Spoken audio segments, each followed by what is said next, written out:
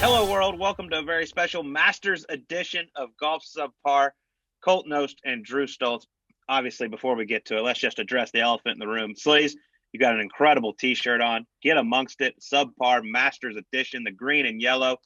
They are out now. We finally got the merch. Tell them all about it, Sleaze. Yes, how about this thing? Special in for Augusta week. What better week to launch? I know it's been a long time coming for a lot of the listeners who've been reaching out asking about it, but the merch is now available. We are happy to say you go to Golf.com Pro Shop to get the Subpar merch. That's proshop.golf.com/masters. Colt, we got hats, visors, hoodies. We got Get Amongst It. We got Golf Subpar stuff. We got our Birdie Juice new line that we're trotting out there. A little birdie that likes to get amongst it is a little bit snapped up. We got all kinds of stuff coming in. It's great to finally have it. I'm glad that we could do this for everybody. And what better timing than a Masters week? And that's why I got the green and yellow on here today.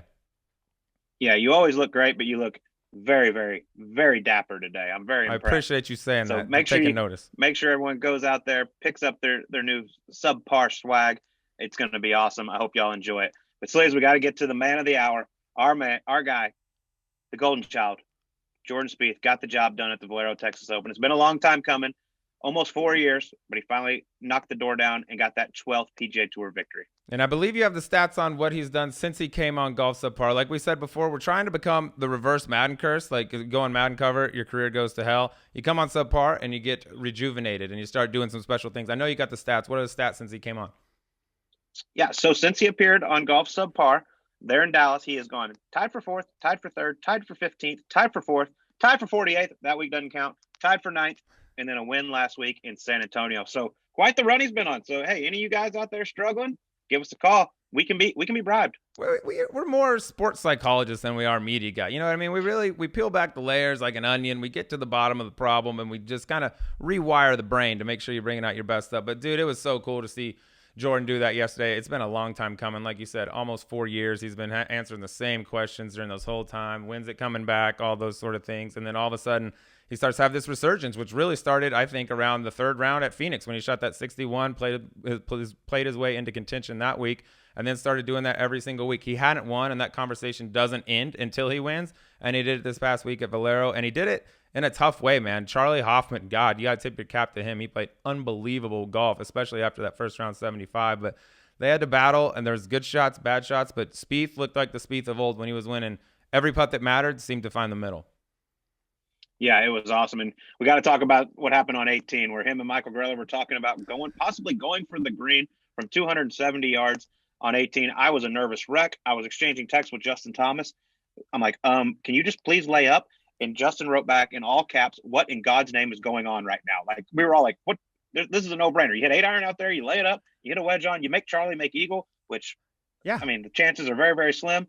And he was actually contemplating hitting 3-wood. I was like, dear God, no. I'm surprised I didn't get a noise complaint from the front desk at the Marriott here in Augusta because I was screaming at my TV. Yeah, that conversation went on. It lasted about 45 seconds, which was about 41 seconds longer than I felt like it should. Hey, you like 3-wood? Nope, I sure don't. Here's your options right here. Yeah. And they start at 7-iron, and then they go down. I mean, it's one of those things. There's so many options on that 18th hole at TPC, like even laying up. All right, do you lay up left? Do you lay up right? With that pin location, the right layup, it makes it tough. The ball could easily bounce over. But at that point, it's easy to sit there and say from the couch, but the 3-wood, I was just like, what world are we living in right now where 3-wood is an option on this? You're trying to get the job done. Make Charlie make a 3 from the right rough. He even had a little tree stress behind him on his follow through. That's a tough ask. Get your 5, get the hell out of there, and eventually made the right decision. And now we can end all the is Jordan Spieth back talk. We can end all that. Well, and actually, in some books, dude. Quickly, he became the betting favorite, or he's a co-favorite. And on some books, he's like 5.5 to 1, which a number of weeks ago you could have got him at 60 to 1. So if you like Jordan, maybe you should have bet him about a month ago. I was very high on him coming into the week before he won, and now it's just like, okay, everything's starting to line up. Look out, Jordan Spieth is going to be dangerous once he drives down Magnolia Lane. But so as we mentioned, it's a very special Masters edition, and our guest this week, you've seen him before, our very first ever interview on Golf Subpar, the great Jon Rahm sits down with us to discuss all things Masters, did a little Ryder Cup, becoming a father, all kinds of things. This was a lot of fun sitting down with Jon. Yeah, we touch all the bases with John. He couldn't be a better dude. He comes in, pretty much whenever we ask. I think we'll end up having him another time or two throughout the year. But cool to get the perspective of a guy that's, top 3 in the world right now and what he's learned going through Augusta as many times as he has now, what he does differently, how he plays that golf course, playing predominantly a left to right ball flight on a golf course that everyone says got to hit it right to left. I don't know if that's necessarily the case, but which he discusses and says, you know what, that's just kind of a little bit of a myth. You really don't have to play right to left around Augusta. Yeah, there's a guy named Jack Nicklaus who didn't hit a draw, and he's done pretty well around there. But yeah, it's fun picking his brain and getting into all that, and then with the the birth of his child coming up, little young Kepa coming into the world. It's a big week for Johnny, and it was awesome to have him sit down with us. Yes, it was, and obviously the Masters is a huge deal in Spain. They have 5 green jackets, between Sergio, Jose Maria Olazabal, and Seve Ballesteros. So John looking to get the 6th green jacket for the country of Spain. It was a lot of fun. But before we get to Jon Rahm, a word from our official sponsor, DraftKings. Sleaze, it's everyone's favorite tournament of the year. The golfers are in Augusta, Georgia to compete for the coveted jacket. And DraftKings, the leader in one-day fantasy sports, is putting you in the center of action by giving you a shot to land in the green. This week, DraftKings is giving you a free shot at the $1 million top prize when you download and sign up using promo code SUBPAR. If you haven't tried DraftKings, this is the time. It's easy to play. Pick 6 golfers, stay under the salary cap, and submit your lineup before the tournament tees off early Thursday morning. Then sit back and follow the action. The more red numbers they have on the leaderboard, the closer you'll be to winning some green. Rack up points for pars, birdies, finishing position, and more. Even though you may not be able to hit the course with the pros, DraftKings is giving you the chance to scratch your competitive itch and reign supreme. Download the DraftKings app now and use code SUBPAR during signup. This week, DraftKings is putting you in the action with a free shot at the $1 million top prize. That's code SUBPAR, and you can get a free shot at the $1 million top prize, only at DraftKings. Minimum $5 deposit required. Eligibility restrictions apply. See DraftKings.com for details. Here's Jon Rahm on a special Masters edition of Golf Subpar. Okay, big day here at Subpar. We got our first ever 2-time guest on the show. He's a 3rd-ranked player on planet Earth, 5-time tour winner, soon to be father of a baby boy. Jon Rahm, welcome back. It's good to be back. It's good to have you. It's been a little over a year since you sat in that chair right there. Have you worked on your rap skills at all since your debut on Golf Subpar? I think COVID put a pause on everything. That included. On everything. On everything, that included. I thought that would have been a good time to revive the career. No, stay in the studio, get in the lab a little bit. Not really. No, I haven't really. Well, lots been going on in the life of Jon Rahm. Obviously, made a big equipment change, which we're going to get to. You're soon to be father. What else has been going on with you? I mean, you've said New pretty crib? much the main things. Yeah, I moved into a new house. Needed the room with a baby. Too much golf, let's say, stuff that I don't use. Yeah. Well, let's talk about the baby a little bit. How's Kelly doing? Anything changed on the dates? Still the same plan? Well, you guys haven't seen her. Yeah, it's she.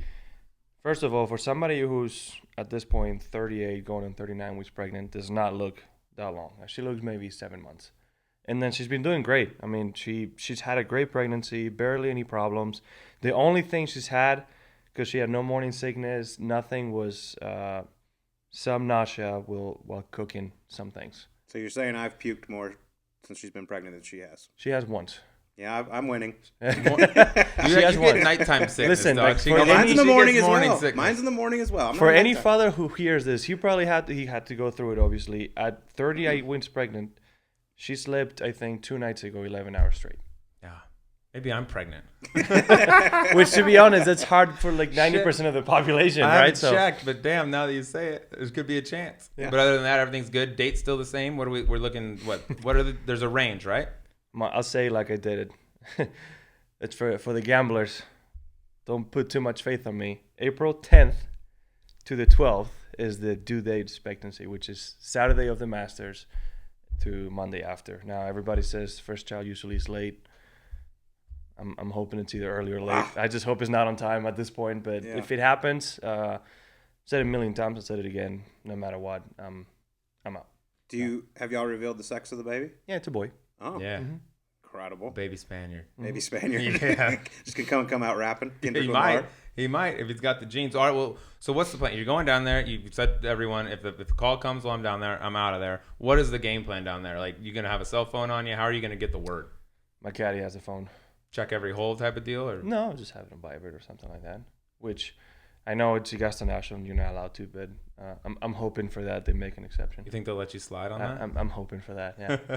Well, let's talk a little bit about the Masters. Though, Otherwise, we're going to have to figure out to get in contact with somebody so they can let me know. Yeah. I'll come running out and I'll walk out and I'll tell you because you're not allowed to run there. I was going to say the running now. I'm not running. Was not really getting in. One good rule about Give the Augusta, you signal. can't run. That's very good for me being See around Colt there. going like this? Yeah. Then you got to get the hell out of there. That's true. Rocking Yeah, the we'll have baby. some signals. Well, it's actually not too bad. I can tell Kelly. She can text you. You Text tell me. CBS. Somebody comes in. That's actually No a pretty problem good at all. plan. Be Pretty happy good to plan. help. If you're in contention, I might just be like, hey, my phone's not working. Sorry. Yeah, what's, No, I would what's say. the cutoff? Realistically, if you're on the 71st tee, 4-shot lead, bzz, hey, dude, it's happening. Well, then what? I mean, listen, 71st tee. Yeah, dude, right there. We're at the, There's 2 this holes thing's to done. go. I think 30 minutes. She might give me 30 minutes. Okay. She might. At that But point- you can use that time to hopefully get the plane ready, get my stuff ready to finish and go.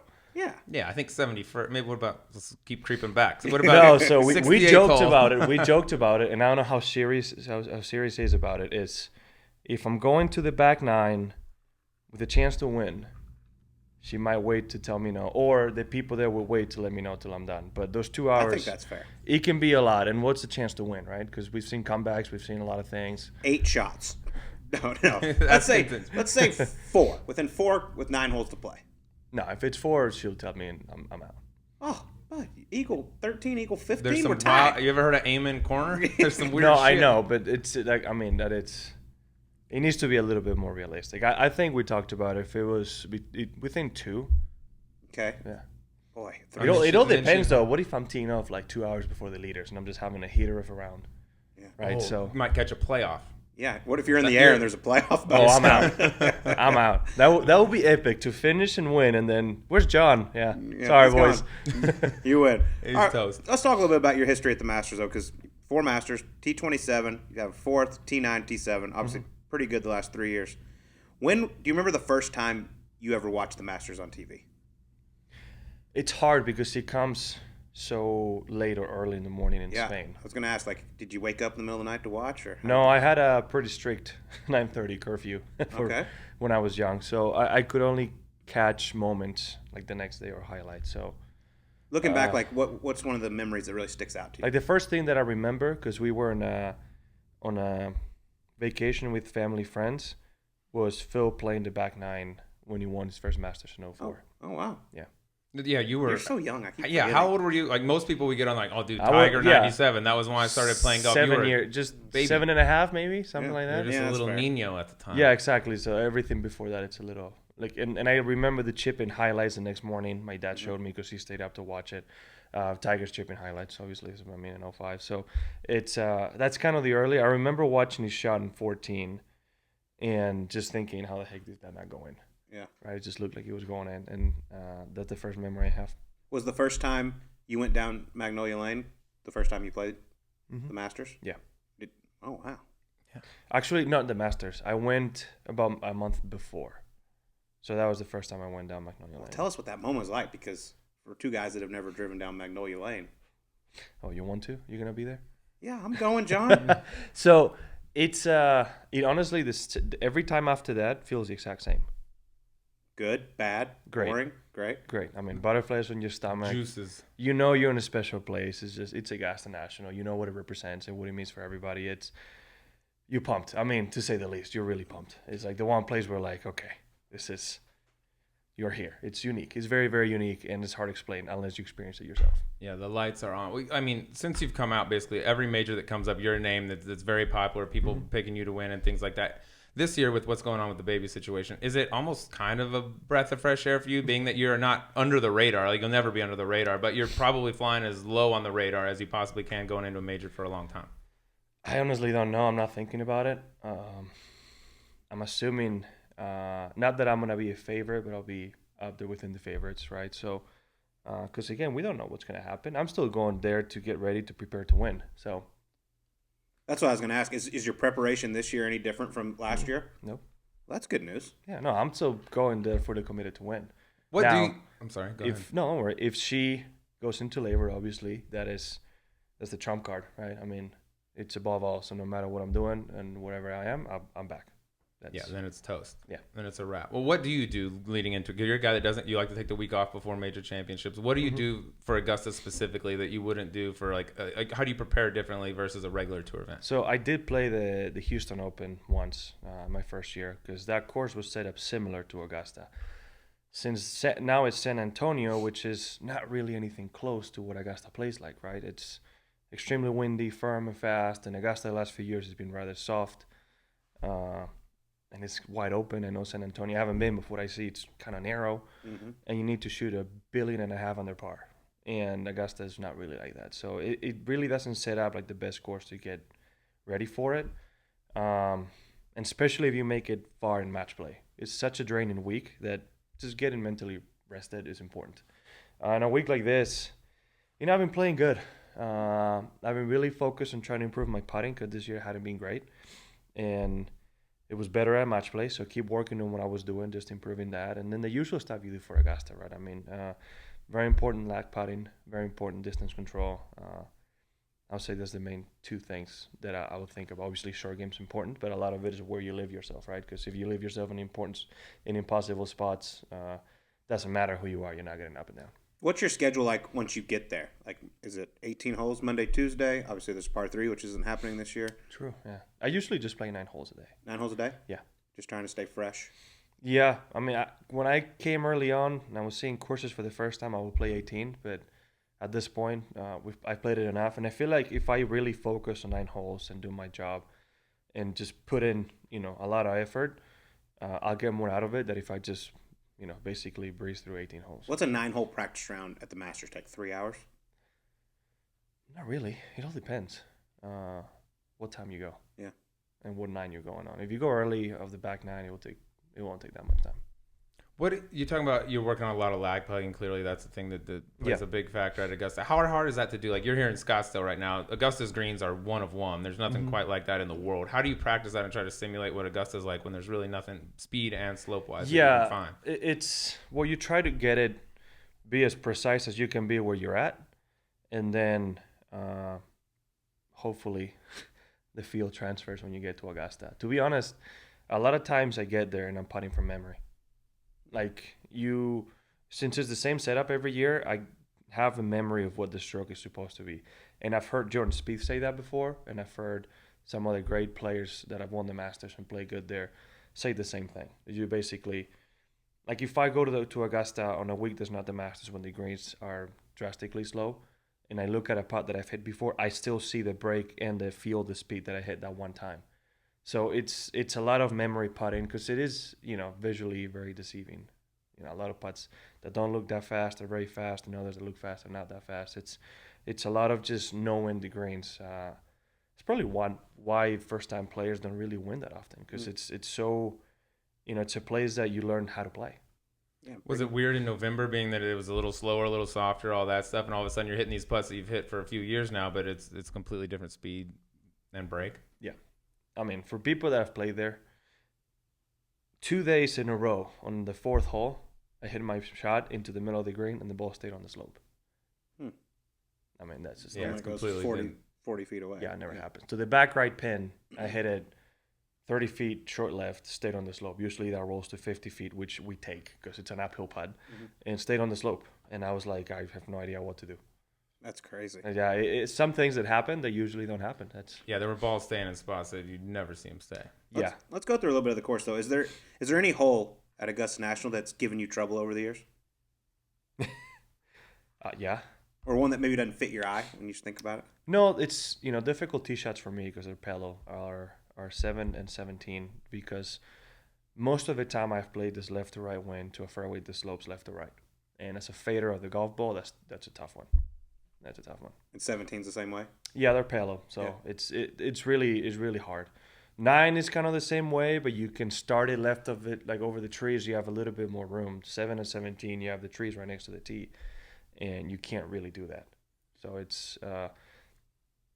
it's two of the most important tee shots on the course. Because 7, if you just put it on the fairway, especially with my length, you have a wedge in to a green that, you can use the slopes to hit it close to, and same with 17. And if you miss the fairway, you're pretty much giving up being able to hit the green, and you need to survive for a par. So I would say those two are probably the ones that give me the hardest time. We asked Larry Fitzgerald what his favorite course or favorite hole at Augusta National is, and he said number 7.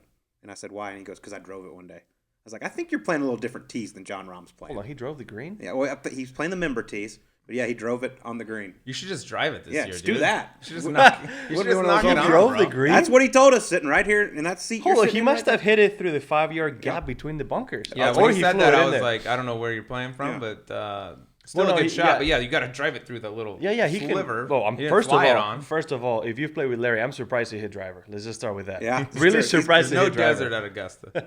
True, very true.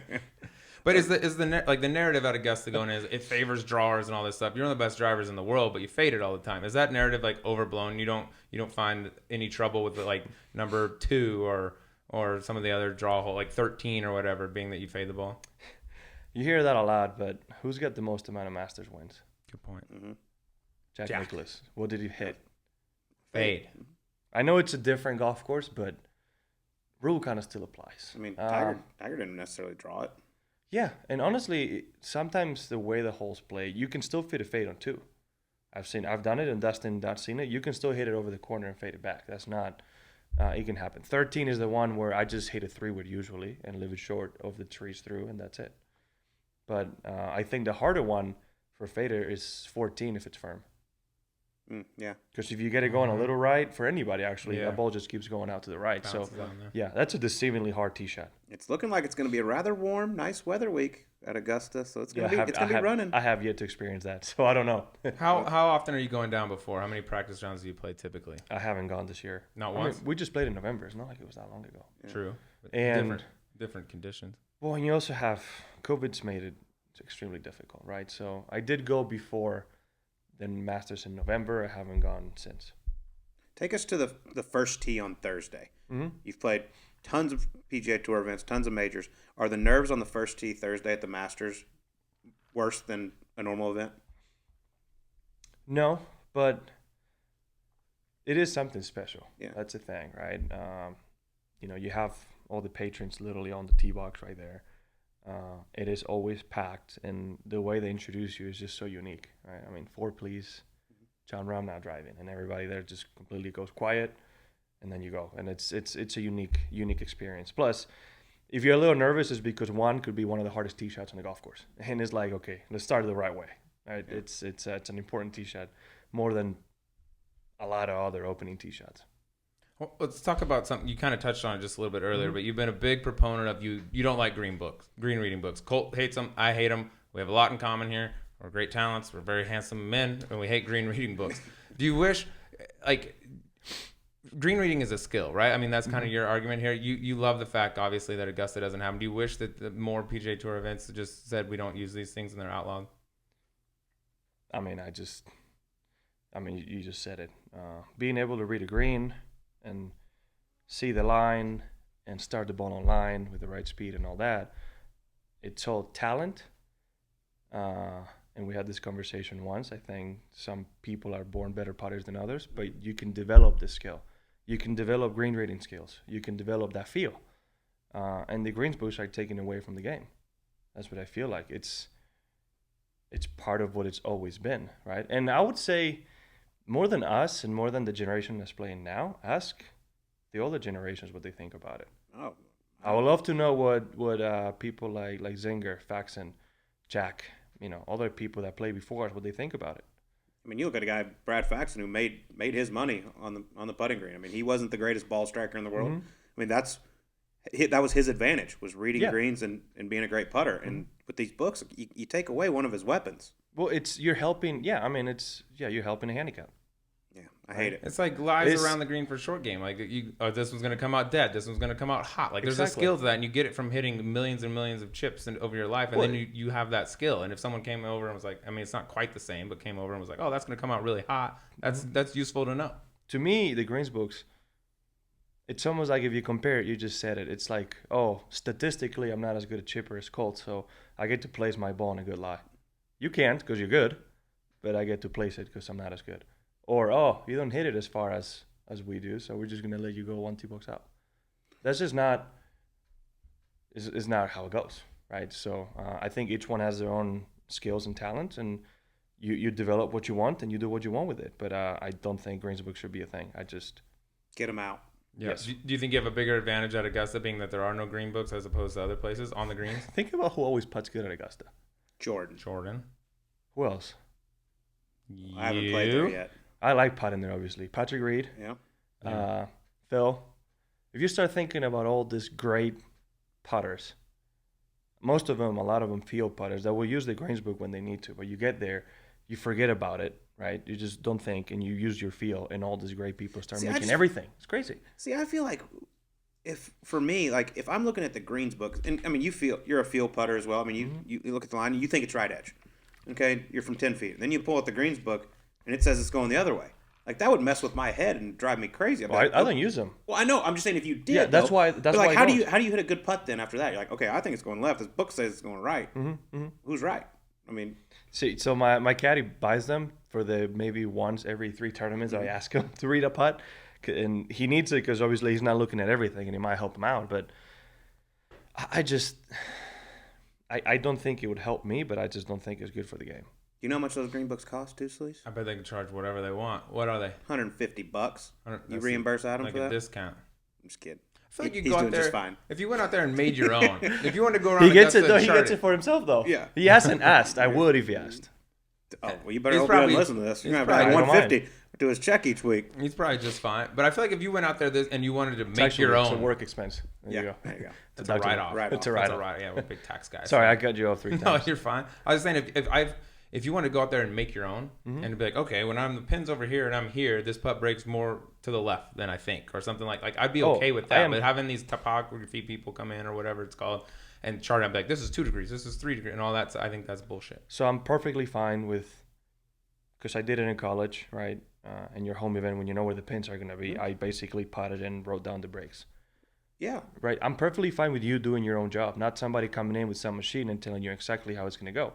You can spend whatever time you want doing that and writing down. That's what I'm sure Phil has done. That's what I'm sure Tiger's done. If they haven't done it, it's because they remember. But they've done it. A lot of people have done it. And the advantage of being on the Masters more years than others, that should be to your advantage, right? That's or any other event for that matter. It's if you want to go ahead and do your homework and putt to every single pin and put a line or how it's going to break somewhat, go ahead.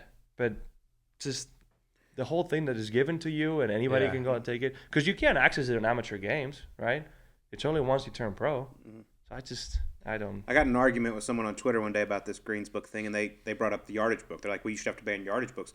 Looking at a target and seeing how far it is should be a skill as well. I'm like, that is not even close to the same thing. That is ridiculous. I mean, listen, if you have that talent, good for you. That would be amazing. It would be. Come on. But the yardage book's just telling you how far something is. It's not telling you where to hit it. Yeah, it's not giving you the cheat code. It's just like the bunker's 285 yards to the front, 300 to cover. Yeah. It's not telling you should hit 3-wood or, hey, it's going to bounce left when it gets up there or anything like that. It's just... Yeah, and there's an infinite amount of places you can play from tee to green. There's one place that every ball's got to go, and that's in the hole. Yeah, I mean, I think it's also the appearance of aim point obviously led to a lot of this, right? Having the percentage and the whole thing is going to help you out, which I still don't know how they do that at Augusta when you have one of those, when you putt in sideways or 9, where you just go like this. Degrees. 9 fingers. Yeah. You go like that, right? Okay, there you go. You can't even see the hole; it's just all covered up. Yeah, you're me. a field player with everything. Are you? What? Give the listeners a look into like your lessons. Do you take any? How often do you putting? Take them? No, full swing putting, whatever, anything. I haven't changed my swing mechanics in so long. Probably going on close to 10 years now or more. Actually, more than that. So that it's always one of like 3 things. Oh, perfect. Yeah, I was going to ask, when something gets off, what is it? So it can be, a lot of times what happens is, if I explain it, I don't load my right hip properly, which makes my hands to go out and too much of a boat wrist. It gets too laid off and I start towing and going left. Right? I just can't move properly. A lot of times my weight gets a little bit on my heels, and pretty much the same thing. It's nice to know that only 3 things can go wrong. Yeah. Well, which is one of the reasons why I'm consistent, is because on the golf course I can assess myself. If I miss 3 in a row left, I'm like, okay, something's up. And I can kind of figure it out to where I manage.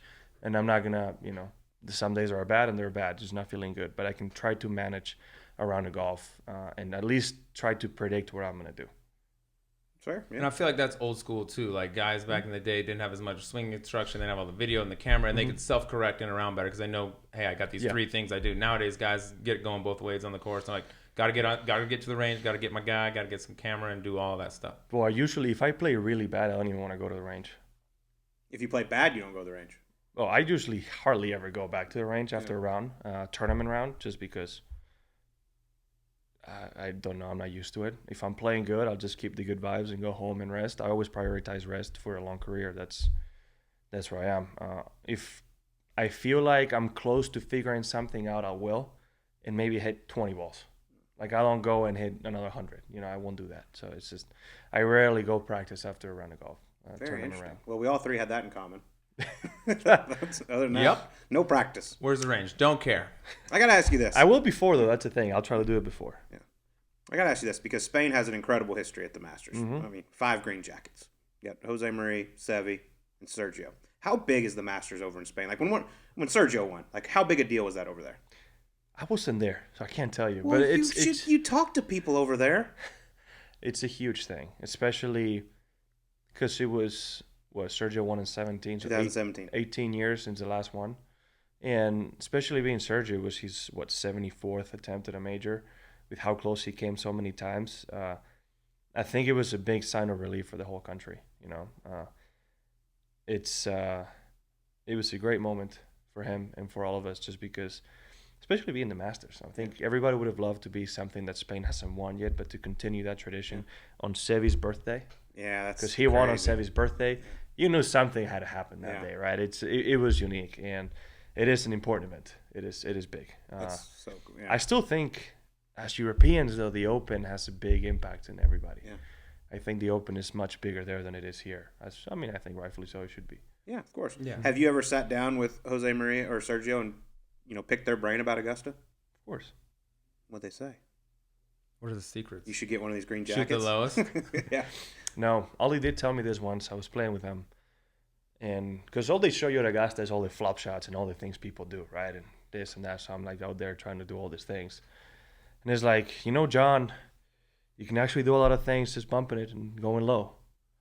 And I was like, huh. I was like, well, he's won here twice, right? I mean, he might know something, a couple of things. And I started trying to see in it that way, and it is true. I mean, a lot of times you're better off bumping it. It was built as a link-style golf course. So it does make sense that a lot of times you can use the contours and skip it and be able to keep it low and use the spin or not spin to be able to hit some shots. Is that the thing you've learned the most? Like people say, rookies tend to not do well there. You get better as you play the place more often. Is that the thing you've learned? Is everything you've learned about Augusta playing the 4 events that you have all like around the greens more or less? I think that T20, is it 27? T27 your first year. I think that's worse than I really played because I finished like bogey triple or something like that. Oh, I remember that. Yeah. I was gassed out. I played so much golf right before that because I wasn't into the Masters or anything like that I was tired at that point. And I played better than it reflects. I was top 15 for the better part of a tournament with a chance at top 10 on my first attempt, which was pretty good. I mean, I was happy with it. I think this was before I had to pay up my bet with Phil when you finished 27th because I don't think I was too disappointed when you tripled the last. No, you weren't. I don't think you were top 10 in the world yet. This all makes sense interesting. now. I cracked the top 10 in Colonial. Yep, at Colonial. Yeah. So Augusta, when you had to triple, I was happen like, in Texas. That's a lot of It points. had to happen in Texas. That was just perfect. You should give me a little bit of that money back. God. Me or him? You're rich. Well, so is he. So is the other guy. But he ain't going to give it back. I had no part to that. God. That was your choice. You didn't even know what was going on, did you? No. But Phil had told me, he did tell me that, what he told you. He did tell me, John, I said, right now you're a top 10 player in the world. When you tell that to a college kid, I'm like, man, he's lying. He lies and he's wrong a lot. I'm like, he's just never wrong. It's like you're just trying to get my my confidence up going to conference or something like that, right? Like, yeah. Tim might have said like, hey, it's not like I'm lacking confidence, but I'm like, whatever.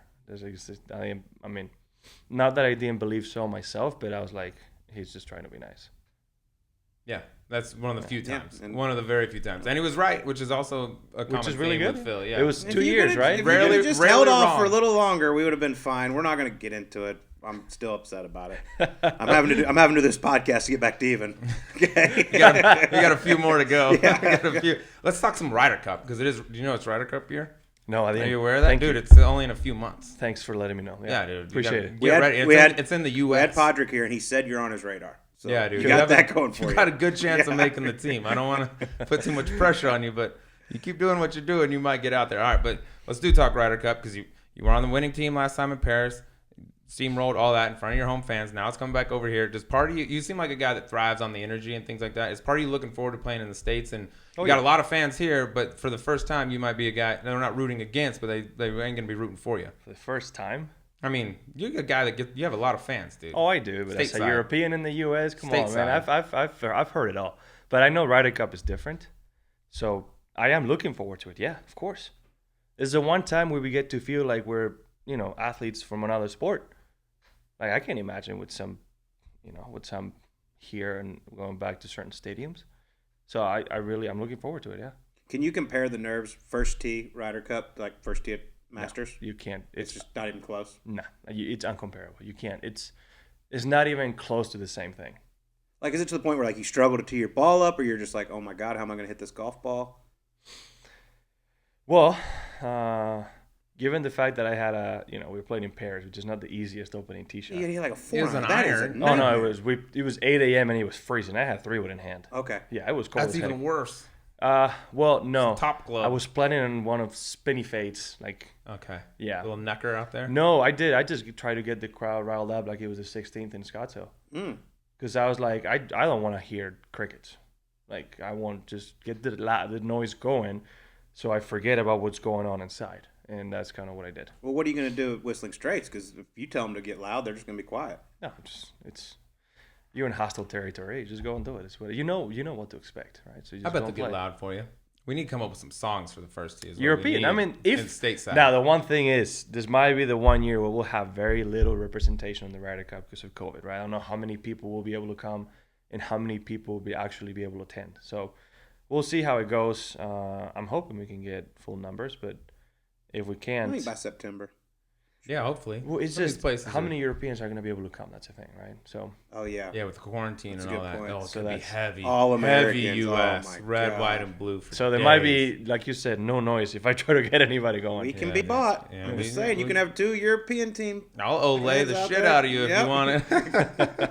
Somebody will end up coming. You Somebody give me will. that Yeah, 10 there's grand I gonna lost be back. some dudes in blue dressed up out there. I'll give you another thing that's gonna fluff your confidence, kind of the way Phil did. But we, like Colt said, I had your captain, Patrick Harrington, in here recently. We asked him if Team Europe had a 10-footer with the Ryder Cup on the line, win or lose, who do you want hitting it?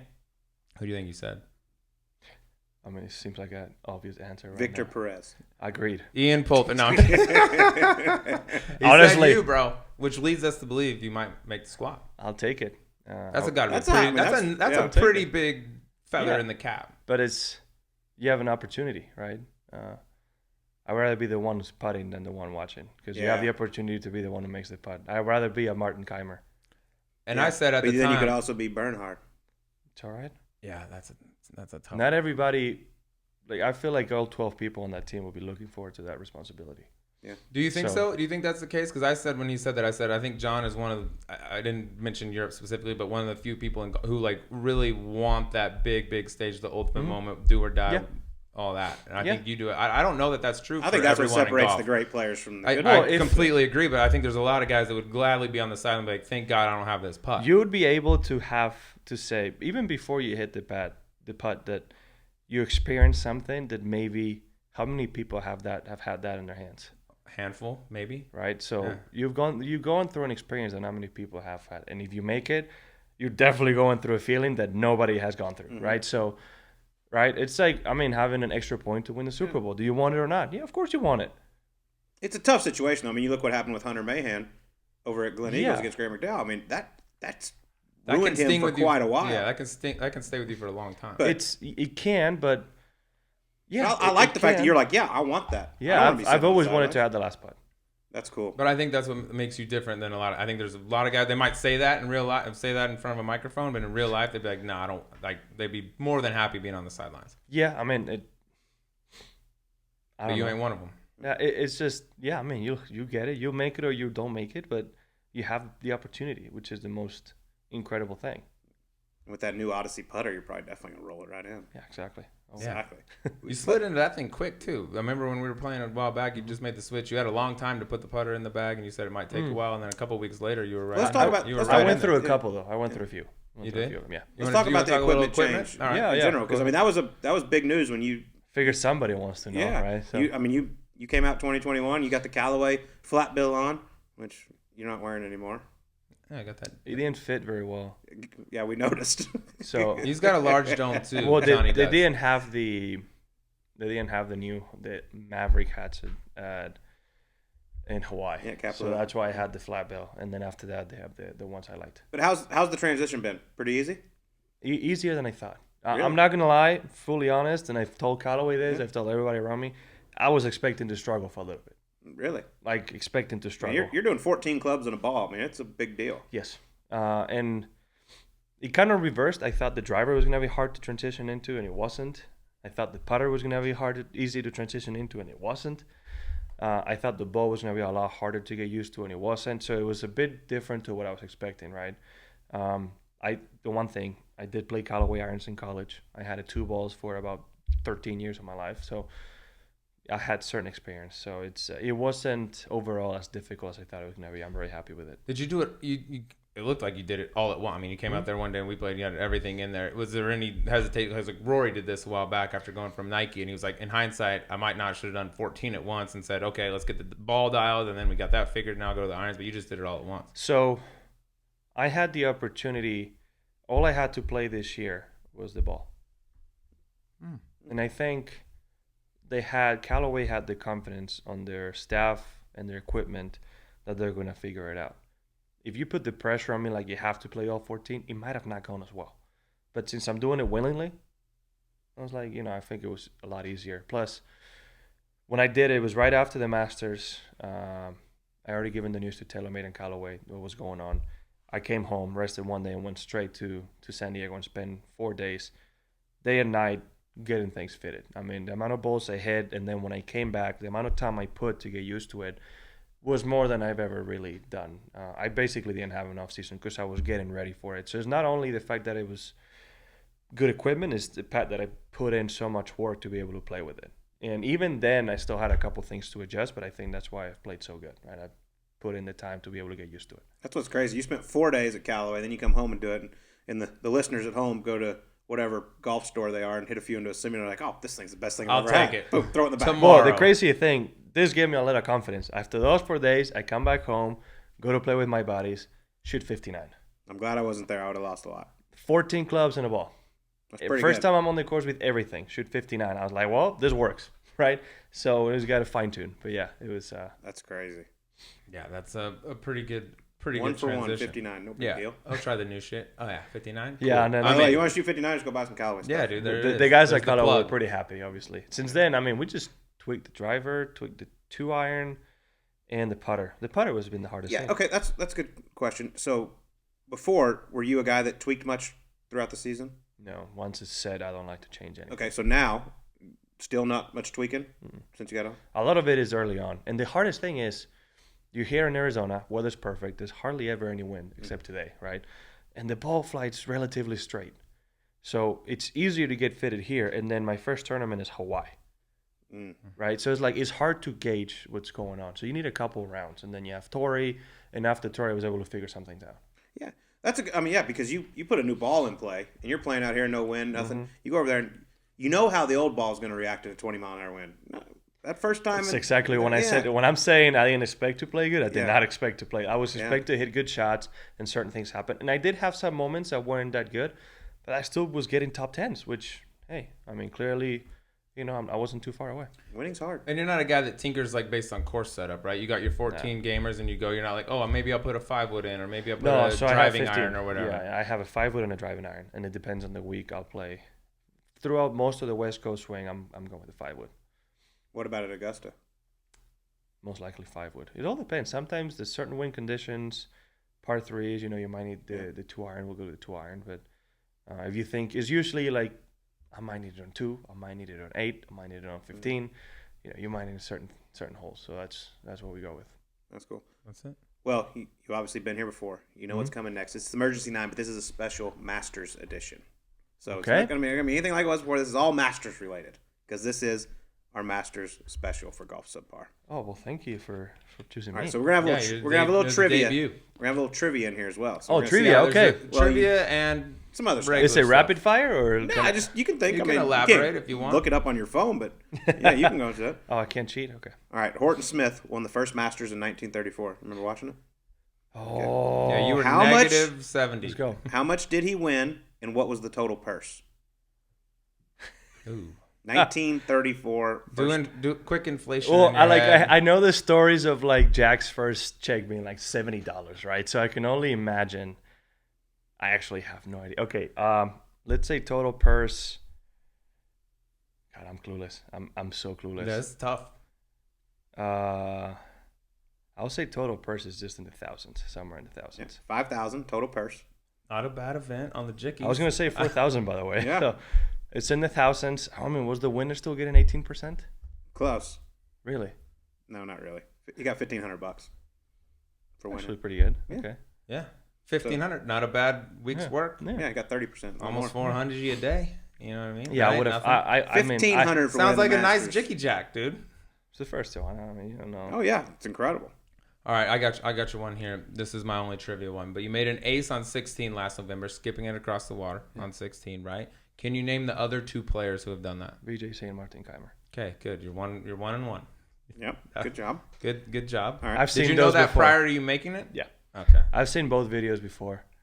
Mine kind of seemed anticlimactic compared to that. Nobody there. Like That was how. I mean, that place would erupt. Yeah. so, the only people and was. then you make another one. You the made- next like I say, you day made or 2 whatever. other ones 2 that and week. 2 days. No, so both days I was playing with Ricky. The day before I did it on 4. Yeah. And then the next day with Ricky again on 16 like that. What are you Ricky, thinking follow at that me point? around.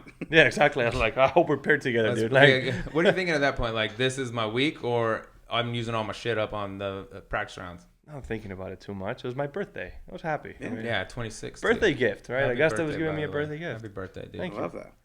All right. Augusta National is famous for their pimento cheese sandwiches. First, have you had one? No. Wow, that seems Wow, that's sacrilege. Okay. That seems sacrilege for. Maybe you just take a bite. It's kind of Yeah, history. dude, that's I mean, kinda- I honestly haven't I haven't seen like Your chef doesn't cook you up a little something when you're in the house? no. I mean, when we're in the players' lounge and all that, it's not like they have it everywhere, right? I feel like I bet if you asked, they'd bring you one. No, I could ask for it. I just haven't. Maybe slide All right. one of those I was down. told once, it was like, if you look at it and see it, it just doesn't look appetizing, but then it tastes good. I'm like, I agree with that. I'm like, I don't And know. it's just a thing you got to do. It's just like going to a football game first time getting a hot dog or something. You got to Okay, slide one of those down the Well, this gullet wasn't the this year. question. We But, usually go for the fried chicken. Yeah. though. Okay. there you go. All right. Well, first off, you haven't had one. Second off, so another math question. How many Here we go. pimento cheese sandwiches could you get for $100 at Augusta National? ASU Ooh. math. Because I know this in the. Where are you buying it though? No, at the concession stand at Augusta Yeah, National. because they keep the original prices, right? Yeah. Like, like the whole thing is like Yeah, nothing's changed over the years. $30, something like that. Yeah. I said 100. 100 sandwiches. Sorry, how many sandwiches? How many sandwiches could you get? Sorry, how many sandwiches you get for $100? Yeah, you just confused me. There I you know, go. I confused myself. $100. Yeah. I'm still blown away you haven't had one.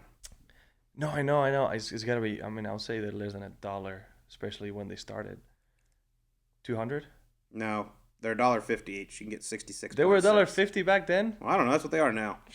You they show went up with the a way. hunch, though. I don't know. They were. You I think you king can of order the the whole castle. menu for like less than 100. You can order the whole menu for less than 100. Yeah, it is. It's something. Between breakfast, You lunch, can drinks. eat until your stomach bursts for $100 and drink. See, for I mean, I don't go to the concession stand. I You don't haven't, know. you haven't slid into the patron section and watched. I'll them? get you on this. Well, I have good, going off my line off the tee and going to certain And places. been near the concession. Never stand? near the concession. you No. can get a pimento cheese sandwich and a beer for $6.50. Bring $10 with you next time. That's you hit better a than waiver going to a drive. baseball game and going 2 beers and nachos for like 45. Yeah. Yeah. Yeah, Pretty good deal. Slightly different. Yeah. Slightly. Yeah, different. okay. Then you go over to the merchandise section. You might want to bring a little bit more money. All right, here we go. Oh, Next good. question. No par 3 contest this year. We talked about that. But assuming there was, okay, No par 3 champion has ever gone on to win the Masters that week. If you were leading the par 3 tournament going into the 9th hole and you needed par to win, would you tank or would you win? Tank 100%. 100%. I knew 100. I would too, dude. I wouldn't even challenge history. I don't even put myself in that situation. What I do is I just try to make hole-in-ones and then Kelly putts. And that's what we go all with. the way around? Oh, yeah. So if you don't make it on the first hole, she putts and you're DQ'd anyway. Oh, I mean, everybody's caddy putts. Perfect. So, if she starts making so some the ones putts. I hit to 6 feet, yeah, you can putt, honey. Go ahead. If Yeah, I'll just starts align hooping the a putter. few, She's though. made a few. But, yeah, no, if I don't make a hole-in-one, you can putt. Say, hey, babe, relax with the putt. I just go there for the glassware, right? Like if you get the closest to the hole and they get the little jars and things like that, I don't go for the win. I do know closest to ever win both was Ray Floyd when Faldo beat him on the playoff. I'm glad you got that just right. don't want to Wasn't one of challenge the questions. history. You just don't want to challenge history at that point. Ray Floyd was the closest. I wonder if he was thinking about it. Know what I mean? Padraig Harrington told us he tried to win every time. Yeah, he said he trying to break he the didn't record. care. He was trying to do it. I think Certain people would he's want won to a win few it. times, right? Has he? Who else has won? I think has Luke Donald won it. I thought don't Padraig won a couple of par 3. He may. Well, He if said he he was was trying to win. definitely. Yeah. I think half the field ain't trying to win Yeah. it. Plus, maybe. I mean, yeah, it's just Yeah, you don't want to risk you that. go for fun. Yeah, All right. You got to think about this one. go with a little one next time. So You're the Masters champion. Okay, you come back the next year. You're defending champion. You got the dinner. You got everything. But the tradition is you have to put the green jacket on whoever wins. You're not going to win this year. You're not going to repeat. You can pick any player to put the jacket on. Who would it be? I would say a fellow Spaniard. Well, I need a name. Well, It's disappointing. You're going Rafa? Neither of us whoever are makes Spanish. it. You're going Sergio? So if both Sergio and We're Rafa trying to see are who there, you like the best. if both Sergio and Rafa are there and it's just the three of us, Sergio has won one. I would love to put it on Rafa and be another Spanish player to win the Masters. Beautiful. Yeah. Wasn't that hard of a question. Well, I'm a little insulted by that, being that I'm former world number 1. We didn't even talk about that, but get into that a little bit later. Oh, hold on. Yeah, okay. Yeah. I'm sure you'll bring that up. 1B, right? One. That's all it takes, dude. You know, I'm a very selective player. I only play a couple events a year. You would beat world number 1. You slide into this one spot. That's the whole deal. All right, here we go. You get one mulligan in your Masters career up to this point. Where would you take it? One mulligan? Mm-hmm. 2018, 15th hole. Break it down. Walk us through it. So I just made birdie on 13, 14. I think I got to 12 under par, and P. Reed was at 14 or 15 under. And I'm on the right semi-rough to that middle pin, like the one in the middle of the green. And I have a 6-iron because it usually comes out hot out of there. And the wind's gusting a little bit. And I'm aiming to the right half of the green. Ricky just hit it to 40 feet, right? And I'm like, I tell Adam, hey, listen, I need to go hard at this one regardless. So I'm going to aim there. If I pull it, it should cover. And I ever so slightly pulled it, but I didn't pull it like compressed pull. It was just thin. And he landed on the last, it was right on line with the pin on the last inch of the slope and then bounced up and then trickled back down into the water. So if that ball carries a foot, I have 15 feet straight up for eagle. But it didn't. So if I were to do it again, just make sure I'm not making a bogey. Yeah. That would have been. If I make a par, even Ricky after that, he birdied there, par 16, and birdied 18, and ended up being one back. But, you know, it would have been. If I make birdie, I get to 13 under like he was. You never know. Yeah, and you're rolling with 3 holes to play. There you go. Tweets. All right. I could also say the eagle putt on 13 from like 10 feet that I left short. Somehow. Don't leave it short. Remember, hey, if You you have should that get putt it- next, if you have that putt this week, Well, if I You had a noticed it a little Greensbook, harder by if I memory. had a Just get Greensbook, I would have known he goes. It'll tell Memory. you. It's No, slower. if I had a Greensbook, I would have known he goes slightly up at the end. But I didn't. all right. Anyways, next Exactly. trivia. Next trivia question. What is longer, Magnolia Lane or Bryson DeChambeau's average tee shot on the PGA Tour this year? The heck do I know? What's his average tee shot? That you shouldn't. Well, guess. I don't even know how long Magnolia Lane is. Well, see, that's That part makes hold of it the on, trivia a question. very tough hold question. on, no, it's Bryson's tee shots. No, it's not. Bryson's averaging 320.8 off the tee. Magnolia Lane is 330 yards long. God, I'm going based on the old range. Ah, But that Magnolia Lane does start on the road technically, right? Or does it start with the I don't tree know. start? The internet told me it's 330 Does yards it long. start on I haven't been there, Does John. it start on Washington Road or does it start on the trees? We're just gonna say you're wrong again. The internet Well, I'm doesn't wondering. lie. I'm just wondering. I don't know where they start either. That's- Hey, if I can sneak onto Magnolia Lane, I'll walk it off for you. Measure that. Yes. Precisely. Walk it off. Yeah. Laser I'm not it. going to run, but it's not allowed. Yeah, we figured. All right. Laser it. Yeah, laser that. Well, I thing. guess That's he goes easiest all the way. way to the clubhouse, so yeah, it makes sense. I'm surprised it's only that's short. Okay. It feels longer, which is great. Yeah, I it mean, feels it's like the pictures make it look. so huge. one It time looks you're like a half driving a like mile. 1 mile an hour. Like it's just soaking it in. yeah. Oh, yeah. Can you see any of the holes when you're driving in? No, so you see the old range, and then to the left is probably the greatest short game facility ever that's not used.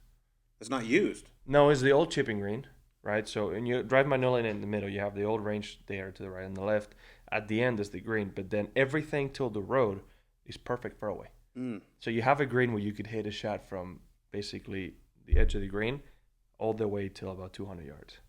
That's what Ricky Barnes probably ran across on his way. That's where up he's to hopping up the to the fence clubhouse. and Way up the fence. The popo chasing him. I guess the police chasing his ass. All right, next question, John.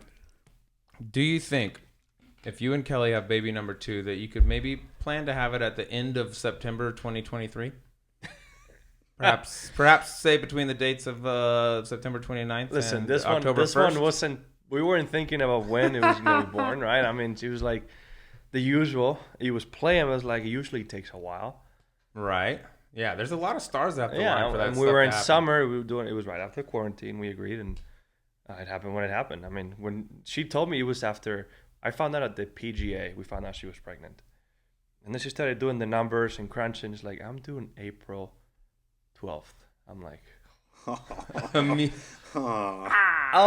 What Man. was Whatever. I Tough doing? one. Yeah. but it's It happens.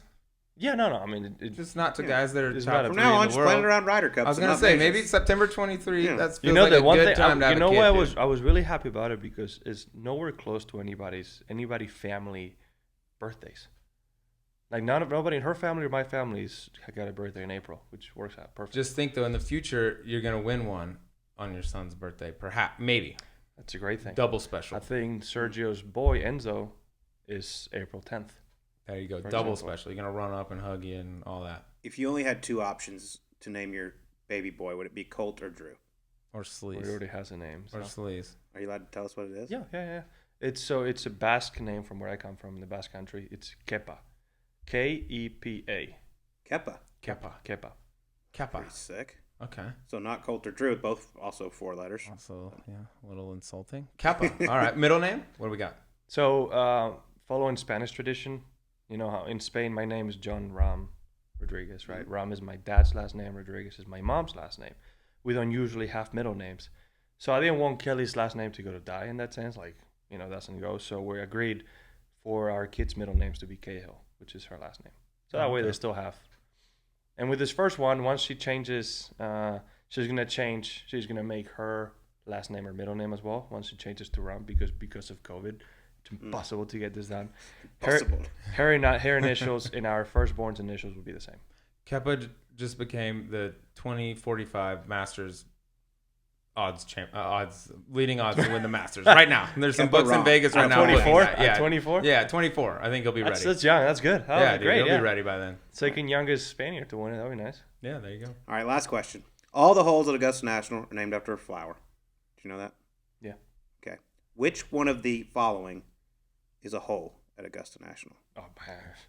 Humped bladderwort. I mean, I'm hoping you're not saying azalea. Repeat that one. Humped bladderwort. These are all flowers. That feels like I've something done my you could research. get at ASU. Yeah, humped bladderwort. The humped bladderwort? Shagbark hickory. Cockhold herb. Another one? Could Or be. bleeding heart. They all sound like drinks. And they're like It sounds They're like all flowers. a cocktail menu. It's There you like go. something the Do you physician. need me to read? Do you need me to list them off again? For Dude, you? I know. I think it's Firethorn. It's 15, I believe. And azalea, and I'm out. Like, that's the only 2 I know. So if you deviate from Okay, that. well, you have to guess. Can't Humped be the bladderwort. wart. The wart one. Yeah, that's just That stupid. feels not right. That's So, just- I couldn't believe that was the name of a That's flower. something in a sorority This house. seems, this seems like my exams. At the SU. Yeah. All right, Like me taking the SATs. I'm a guess. Number 2, shagbark hickory. Shag.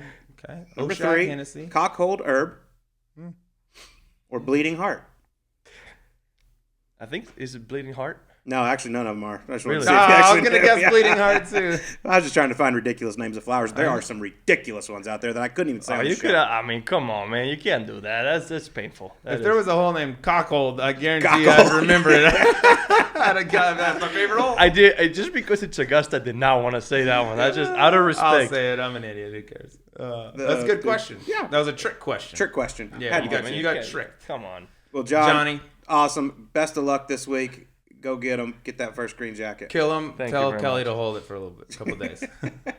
I can't tell her that. No, don't tell I'm her. not telling her that. No, that's for All right. sure. Thanks, All buddy. right. Been a blast. Cool. All right. Well, that was Jon Rahm on the Masters edition of Golf Subpar and Sleaze. You know, we filmed this before he became a father. He is now officially father, little baby Kepa. I'm very surprised he didn't go with Colt or Sleaze, but you know what? Kepa, solid, strong name. Kepa Rahm. Kepa Rahm, like I said, I think he's probably the betting favorite now in 2045 for Augusta. He is going to be a talent, but you know, it was interesting talking with him because he was adamant about the fact that, hey, if this call comes while I'm down here, like, there's no question. I'm out of here. I'm going home. I'm going to see this thing. To have this happen before and Kelly come early with the baby, got to be a huge, A, he gets to be there for sure for the birth of his child, which is paramount. And B, now that's like out of his mind. If he had gone down there and let's say Kelly hadn't had the baby till after the Masters, there's no way you can be down there as a guy that's going to become a first-time father and not have that in the back of your mind. Like, all right, what if it's Saturday afternoon and you're playing well and you're like, well, am I even going to get to be here tomorrow and things like that. So I think it's a huge deal for John. I know he's had some long nights and talking with him leading up to this deal, but I know that when he steps on the ground at Augusta, his mind will be cleared and that adrenaline kicks in. I think it's a huge thing for him in terms of just going in the week with a clear conscience. Yeah, I agree. I was actually probably going to fade him a little bit heading into this week with him having so much going on in his mind. But now I think this clears the mind a little bit. Jon Rahm could definitely be a big time factor at the Masters in 2021. But it was so cool to talk to him, just talk about the emotions of going down Magnolia Lane. And every time he does it, I mean, he gets the goosebumps, and it's just so cool to him teeing off the first hole at the Masters, how special that is. It's a special place and a special week. And I would not be one bit surprised if we see him in a green jacket sometime in the near future. Yeah, having a baby can completely change your perspective on everything. I know golf is everything for these guys and it's their job, but as soon as you have a little baby, things change a little bit. So that could play a factor this week. I thought it was really interesting talking to him about, he's one of the best drivers in the world, but he likes to play a fade. He says that right to left stuff, at least for him, overblown. There's not really many tee shots out there that give him an issue, being that he does like to work the ball left to right. And I really loved his comments on the green books, being that Augusta doesn't have any. We all seem to align on our philosophy there. I hate them. You hate them. John hates them. Here's a place where they don't have them. And now I feel like that's why you see the best putters thrive at Augusta National. A, because they're some of the hardest greens in the world. But B, there's no cheat sheet. You got to go out there and figure it out. And the more you play it, the more you learn. And that's where John's getting into right now. But I was kind of with you going into the week. If the baby hadn't arrived, I was like, I don't know about John, even though I like him at this place. Now that this happened, it's all systems go for Johnny, and I'm thrilled for him for that. Yep, I can't wait to see what he does around Augusta National. Listen, if he's around the lead coming to 18, that fade sets up pretty well out of that shoot at 18 at Augusta National. So if he can just be in the hunt with a couple to go, I like his chances. But congratulations to him and Kelly on the birth of baby Kepa. That's really, really cool. But so, ladies, we got to get to our gambling part of the show. This is a big week, major week, massive purse. We don't really multiply anything for the majors, but it's still a huge week. And after last week at the Valero Texas Open, we're having some solid runs. We've each had 3 straight top 20s, so pretty good. You actually ended up nudging me out by 1 shot last week with Corey Connors, finishing tied for 14th. Ryan Palmer made a little 6 on the last hole, which I'm not very happy about. I'm actually going to go see him on the range and talk to him about this. Ended up being tied for 17th. But producer Mark, give us a little update on the totals in our one and done contest. So Sleaze, with that T14 from Corey Connors, you brought in just north of $140,000.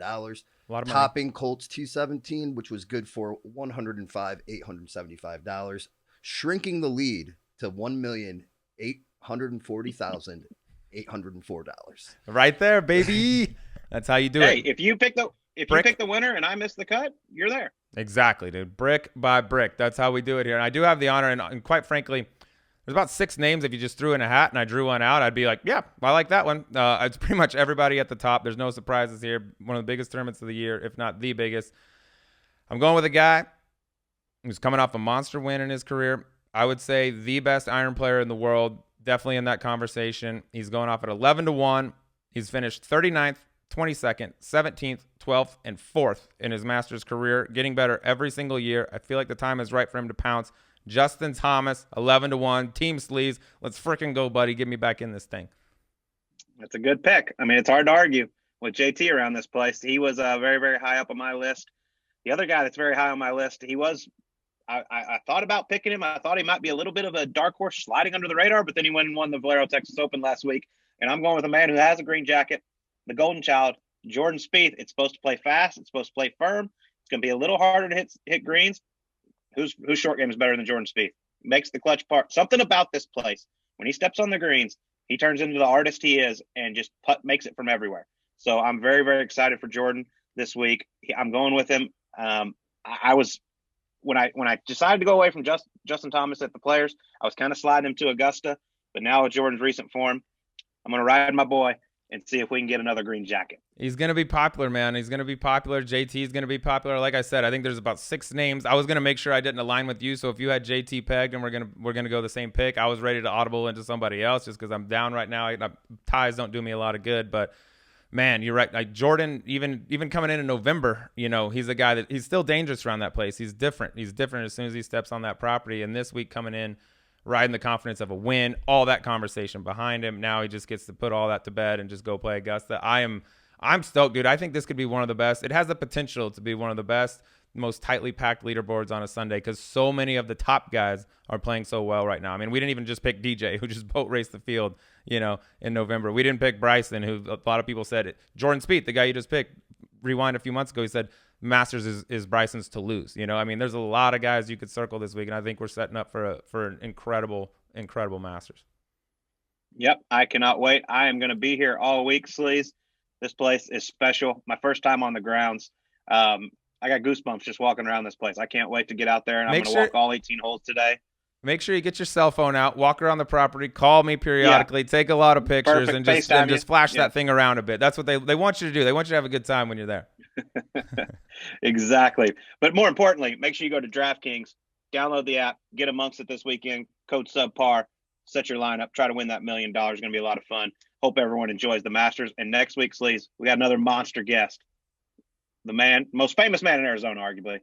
The only Larry Fitzgerald is in the building with us. And a man who knows his way around Augusta National a bit too. Big Larry. Yes, we talk football, we talk golf, we get into everything with Larry, one of the best dudes in the world. Hell of a golfer, 2-time champion at the AT&T Pebble Beach where he drags Streelman's ass all over that place and carries him to a title. But yeah, he'll be in the building next week. Going to be a lot of fun with Larry. All right, 3 things. Enjoy the Masters. Go get DraftKings. Also, go to the Golf.com Pro Shop. Get all the Subpar swag. Look at that. Get amongst it. You look beautiful. Everyone have a great week. We'll talk to you on next week's Golf Subpar.